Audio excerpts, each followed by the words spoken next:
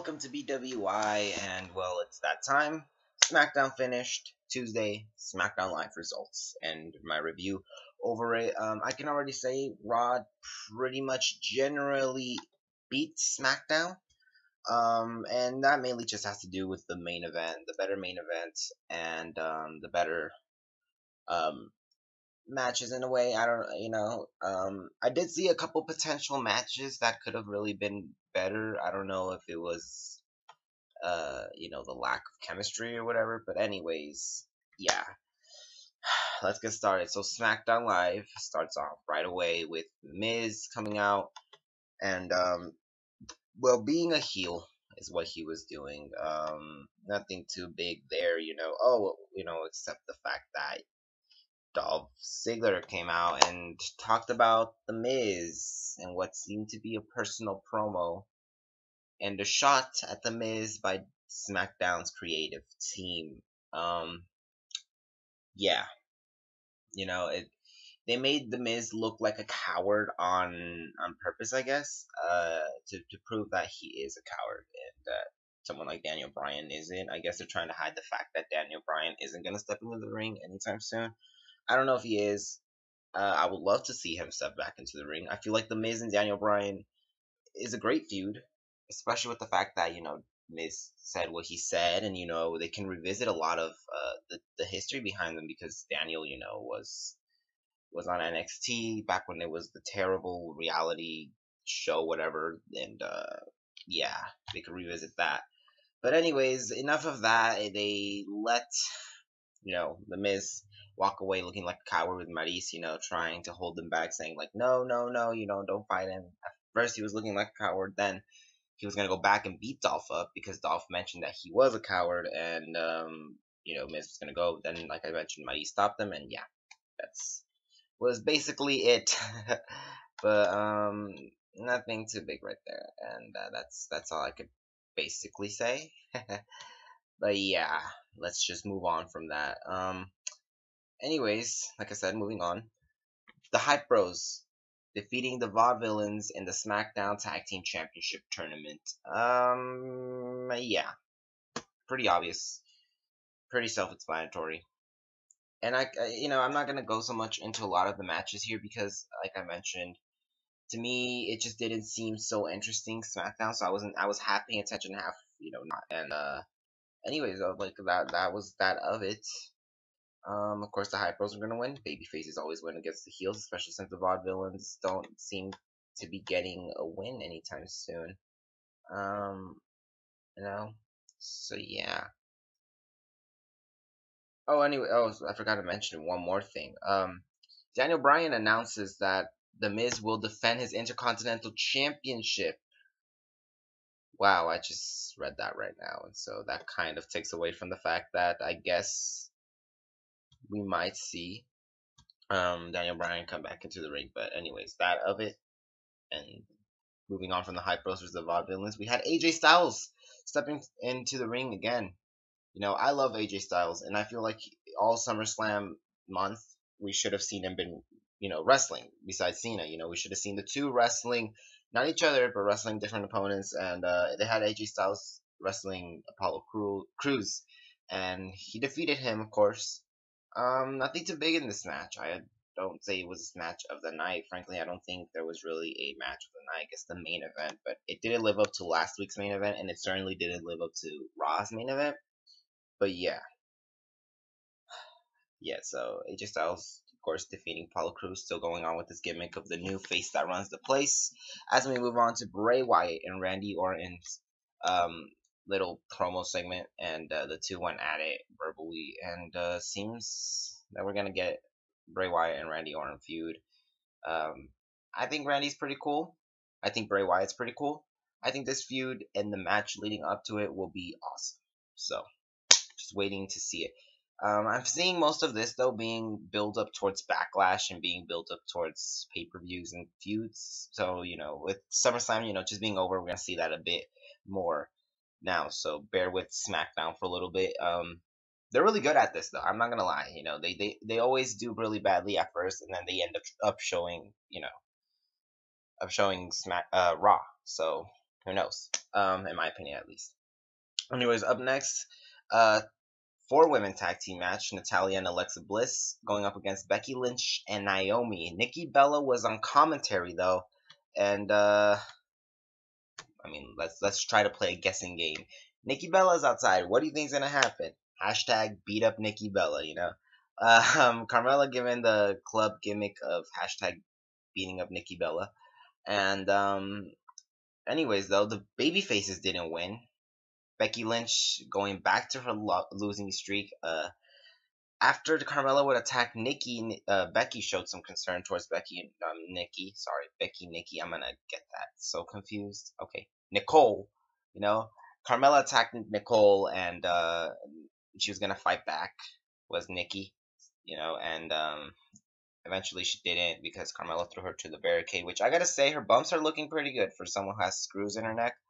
And yeah, Carmella standing tall.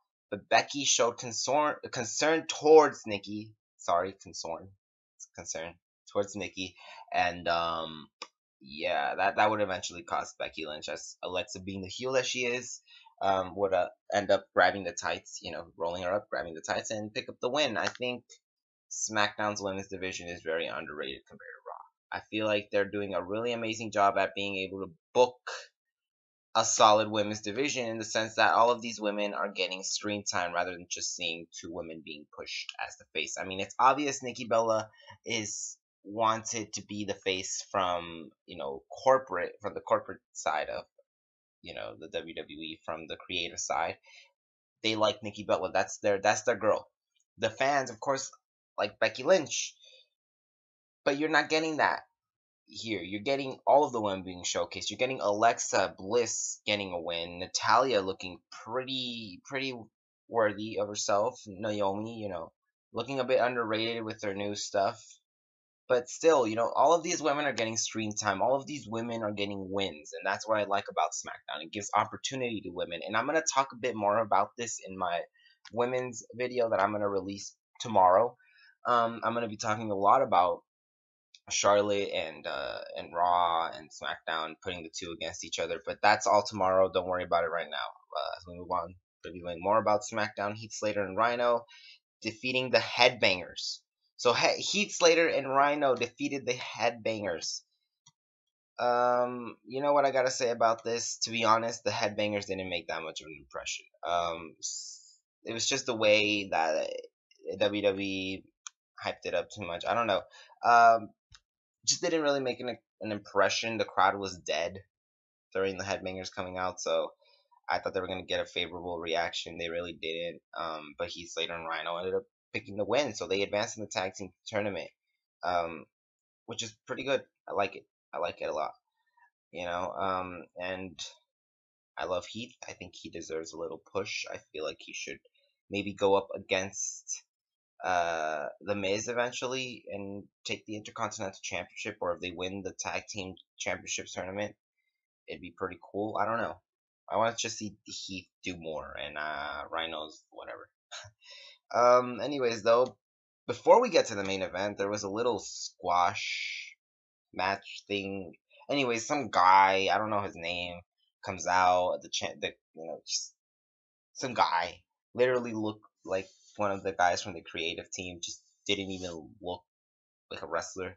He said he had a license to compete. He was out there cutting a promo. I don't even know who he was. I don't remember his name. And it's to the point where WWE hasn't even listed it on their results of the night, But anyways, he was like, I want someone to compete with, and I'm not leaving until somebody comes out. And comes out Kane, chokeslams him, and leaves. Literally, that was the worst attempt at squash matching I'd ever seen in my life. It was just terrible. It was just cringe. But yeah, moving on to the main event, what was a solid SmackDown main event. It just felt very average. The whole show felt below average, and I don't know. Anyways, Dean, of course, ended up picking the win against Baron Corbin via disqualification, thanks to AJ Styles, who was a commentary. Forgot to mention. I love AJ Styles. He's really being booked as a great heel, and it's funny because fans were like, "No, he sucks as heel. I don't want to see him as heel," and he's an amazing heel. Dean Ambrose defeating Baron Corbin. Of course, this is being booked um, for the Backlash match. But something to note here: he did not pin him or submit Baron. So I don't know if this is WWE's way of saying, "Hey, we want to eventually push Baron." I don't know. Think about it, guys. I mean, he won via disqualification, sure, and it made it look like a AJ Styles versus Dean Ambrose attempt of booking and build up. But at the end of the day, Baron Corbin is, he lost via disqualification, and I don't know if, again, WWE is wanting to push him eventually. For one, I know people are not going to like what I'm going to say, but I like Baron. I don't know. Just Baron has a bit of potential. I see something in Baron. I think he just needs to be paired up with the right person, whether it's against in a feud or it is in a tag team. I feel like he should be inserted maybe into the tag team role. I don't know why. I feel like he would make a badass tag team with someone unorthodox. Not someone like Heath, someone heel that's completely different from his character and someone who can be taken serious by the fans.